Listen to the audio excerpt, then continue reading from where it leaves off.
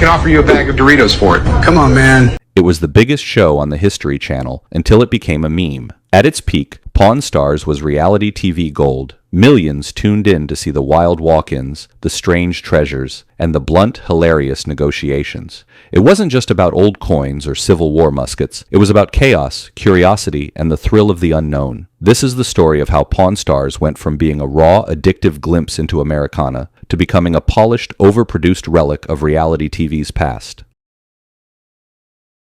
And it all begins in 1989. Rick Harrison wasn't born into wealth or fame. He dropped out of school in 10th grade after developing epilepsy, but he had a sharp business sense. Even as a teenager, he was buying and selling items, learning how to spot value where others didn't. In 1989, Rick and his father, Richard, the old man Harrison, opened the gold and silver pawn shop in Las Vegas. The shop was small, and the area wasn't glamorous, but Vegas was the perfect place. People were always coming and going, often desperate for quick cash. Over time, the Harrisons built a reputation for dealing in rare items, from vintage watches to war memorabilia, sometimes worth hundreds of thousands. But Rick had a bigger vision. As reality TV grew, he pitched the idea of a pawnshop show. Real deals, real history, real people. After years of rejection, the History Channel finally gave him a shot. In 2009, Pawn Stars premiered, and everything changed. Suddenly, Americans were obsessed with pawn shops, with history, with negotiation, with the strange dance of value and sentiment. But it wasn't just the items, it was the people. Rick, the quick-witted negotiator who could rattle off Roman coin facts like he'd lived through the empire himself. The old man, a grumpy sage whose silence said more than most people's monologues. Corey, Rick's son, trying to prove he wasn't just riding coattails. And Chumley, sweet, goofy, always on the verge of breaking something.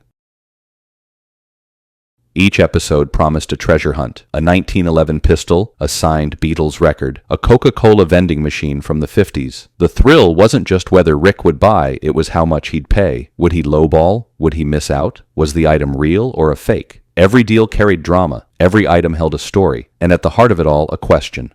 What's it worth? By 2011, Pawn Stars wasn't just a hit show, it was a cultural juggernaut. It became the highest-rated series on the History Channel, averaging over 7 million viewers per episode at its peak. Lines would stretch down the block outside the gold and silver pawn shop, with fans waiting hours just to catch a glimpse of the cast or maybe get their item on air. For many, it wasn't just a visit, it was a pilgrimage. The cast had become household names. They weren't just stars of a niche show anymore. They made appearances on The Tonight Show, guest starred on iCarly, even showed up on WWE Raw. The gold and silver pawn shop had transformed into a global brand, and for a moment, it felt like the high would never end. But success has a funny way of changing things.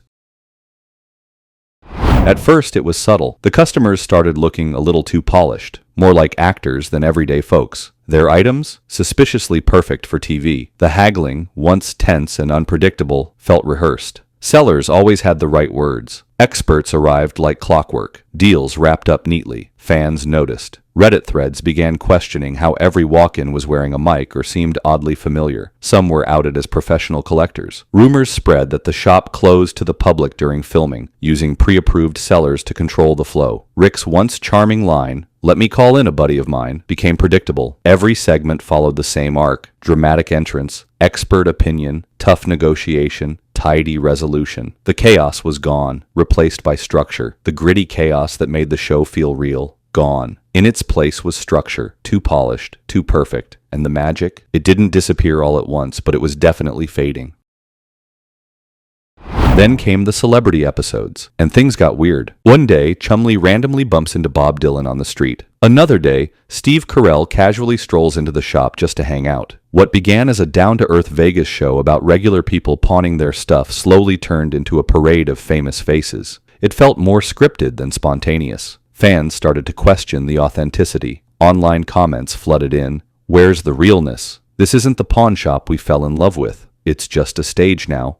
And if that wasn't enough, the spin-offs started coming. Counting Cars, Cajun Pawn Stars, American Restoration, even Pawnography, a trivia game show hosted by Rick himself. The brand was being stretched thin. Every spin-off tried to recreate the magic, but with each one, the original Pawn Stars felt a little more hollow. What once felt like a unique peek into a gritty Vegas shop now seemed like a well-oiled content machine, running on fumes.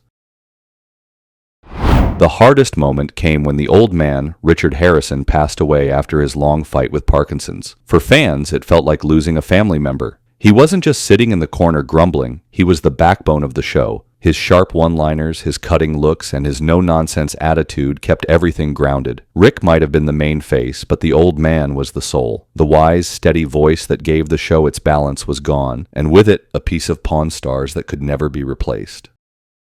And then came the memes. The internet turned on Pawn Stars. Best I can do is $5 and a sandwich. Rick will call an expert to evaluate your soul. Fans joked that the only thing real about the show anymore was how fake it felt. Chumley became more punchline than personality, and Rick, more mascot than man. To make things worse, Chumley's off-camera troubles soon became public. He was involved in legal issues that quickly caught the media's attention, and headlines started swirling. Though things were eventually settled without major fallout, the damage to the show's image was already done. The lovable goofball fans had embraced was now at the center of controversy. Suddenly, Pawn Stars didn't feel like a wholesome family-run pawnshop anymore. It felt like another reality show tangled in real-world drama. Today, Pawn Stars still airs, but it's not what it once was. The gold and silver pawn shop has become more of a tourist landmark than a functioning pawn business. Crowds still visit, but mainly for selfies and souvenirs. Most real transactions happen off-camera, often handled by staff viewers never see. And the episodes? They've become comfort food TV, nostalgic, repetitive,